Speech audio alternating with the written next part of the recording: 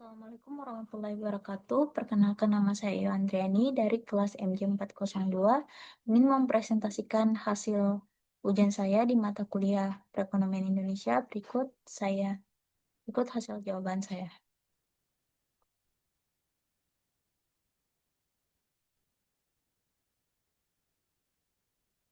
Baik, saya akan mengambil soal A untuk saya presentasikan. Eh, Baik, saya mulai. Satu, apa saja tujuan utama dari investasi dan bagaimana tujuan tersebut dapat berbeda antara individu dan perusahaan. Tujuan investasi satu, untuk memperoleh pendapatan yang tetap dalam setiap periode antara lain seperti bunga, royalti, dividen, atau uang sewa dan lain-lainnya. Dua, untuk membentuk suatu dana khusus, misalnya dana untuk kepentingan ekspansi atau kepentingan sosial. Tiga, untuk mengontrol atau mengendalikan perusahaan lain melalui pemilikan sebagian ekuitas perusahaan tersebut. Empat, untuk menjamin tersedianya bahan baku dan mendapatkan pasar untuk produk yang dihasilkan. 5. Untuk mengurangi persaingan di antara perusahaan-perusahaan yang sejenis. 6. Untuk menjaga hubungan antar perusahaan. Perbedaannya antara individu dan perusahaan. Satu, tujuan utama, meningkatkan kekayaan pribadi jangka panjang melalui pertumbuhan aset, penghasilan pasif, misalnya dividen dan bunga, atau proteksi terhadap inflasi. Tujuan ini bisa sangat personal, bervariasi dari mengamankan masa pensiun hingga membiayai pendidikan anak. Eh, Dalam kategori jangka waktu, beragam mulai dari jangka pendek atau beberapa bulan hingga jangka panjang atau puluhan tahun, tergantung pada tujuan keuangan individu. Investasi jangka panjang lebih umum untuk tujuan seperti pensiun. Dalam toleransi risiko, bervariasi tergantung pada profil risiko individu, usia, dan jumlah aset yang dimiliki. Individu yang lebih muda umumnya memiliki toleransi risiko yang lebih tinggi dibandingkan individu yang mendekati pensiun. Tingkat likuiditas yang dibutuhkan beragam. Beberapa individu mungkin membutuhkan akses cepat ke dana mereka, sementara yang lain dapat mengunci investasi mereka dalam jangka waktu yang lebih lama. Disverifikasi penting untuk meminimalkan risiko, tetapi tingkat disverifikasi bervariasi tergantung pada profesi dan kemampuan individu. Perusahaan, tujuan utamanya meningkatkan nilai perusahaan bagi pemegang saham. Ini bisa dicapai melalui peningkatan pendapatan, pangsa pasar, efisiensi operasional, atau inovasi produk atau layanan. Dalam jangka waktu, lebih berfokus pada jangka panjang. Meskipun keputusan investasi tertentu mungkin memiliki jangka waktu yang lebih pendek, tujuannya adalah untuk menciptakan nilai berkelanjutan. Toleransi risiko umumnya lebih tinggi dibandingkan individu karena perusahaan memiliki akses ke sumber daya dan kemampuan untuk mengelola risiko yang lebih besar. Namun, risiko yang terlalu besar dapat membahayakan kelangsungan bisnis. Likuiditas, perusahaan membutuhkan likuiditas yang cukup untuk memenuhi kewajiban operasional sehari-hari, tetapi tidak selalu membutuhkan likuiditas yang tinggi untuk investasi jangka panjang. Strategi disverifikasi digunakan mengurangi risiko, tetapi fokusnya lebih pada disverifikasi bisnis, misalnya memasuki pasar baru, pengembangan produk baru, daripada disverifikasi aset finansial seperti yang dilakukan individu. 2. Jelaskan konsep marginal efficiency of capital menurut John Mayer Keynes dan bagaimana konsep ini mempengaruhi keputusan investasi.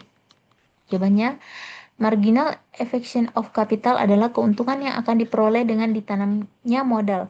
Semakin tinggi tingkat bunga, maka semakin menurun investasi. Konsep EMC dari investasi menunjukkan mengenai sifat hubungan antara besarnya investasi yang akan dilakukan dengan suku bunga, adanya hubungan terbaik antara suku bunga dengan jumlah tingkat investasi dalam perekonomian untuk menghitungkan perubahan harga. Faktor-faktor tersebut mempengaruhi investor dalam mengambil keputusan investasi yang merujuk pada teori Keynes sebagai investasi Keynesian, diantaranya satu, rasa optimis muncul ketika individu atau perusahaan mengenai kondisi masa depan dan berani untuk melakukan investasi dan berdampak pada keuntungan yang diperoleh nantinya. Dua, tingkat supply dan demand saling mempengaruhi, maka dari itu akan mempengaruhi kondisi investasi karena adanya permintaan naik ketika laju ekonomi sedang meningkat dan berpengaruh untuk pertumbuhan ekonomi pada negara. Tiga, meningkatkan modal saham publik menyebabkan produk hasil marginal menurun. Hal ini mengurangi nilai EMC karena produk hasil marginal adalah output tambahan yang diperoleh perusahaan dengan tambahan satu unit modal. Empat, perkembangan teknologi yang menguntungkan dan bergerak positif akan memengaruhi investasi meskipun tingkat bunga tetap. Tiga, soal nomor tiga, sebutkan dan jelaskan tiga produk utama yang diperdagangkan di pasar modal dan berikan contoh nyata dari masing-masing produk tersebut. Satu, saham. Saham mewakili kepemilikan sebagian kecil dari sebuah perusahaan. Dengan membeli saham, Anda menjadi pemegang saham dan berhak atas sebagai keuntungan perusahaan atau dividen, serta potensi kenaikan nilai saham atau capital gain. Keuntungannya adalah potensi keuntungan tinggi, namun risikonya juga tinggi karena nilai saham bisa turun drastis. Contohnya, Anda membeli saham PT Bank Sentral Asia Tbk atau BBCA di Bursa Efek Indonesia. Jika kinerja BCA bagus, harga saham BBCA akan naik dan Anda mendapatkan keuntungan. Sebaliknya, jika kinerjanya buruk, harga saham bisa turun dan Anda mengalami kerugian. Dua, obligasi. Obligasi adalah surat utang yang diterbitkan oleh perusahaan atau pemerintah. Dengan membeli obligasi, Anda meminjamkan uang kepada penerbit dan akan menerima pembayaran bunga secara berkala serta pengembalian pokok pinjaman pada tanggal jatuh tempo.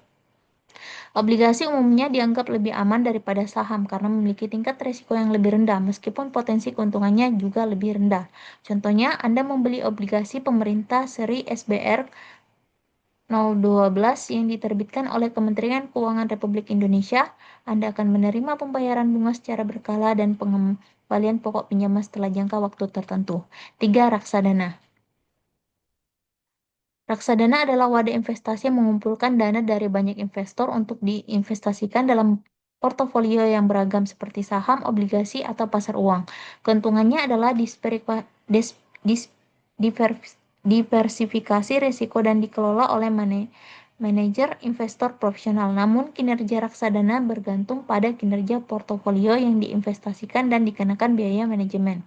Contoh, Anda berinvestasi di reksadana saham yang dikelola oleh sebuah manajer investasi.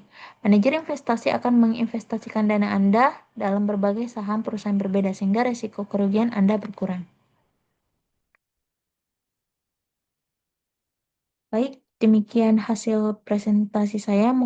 Lebih dan kurangnya mau dimaafkan. Assalamualaikum warahmatullahi wabarakatuh. Terima kasih.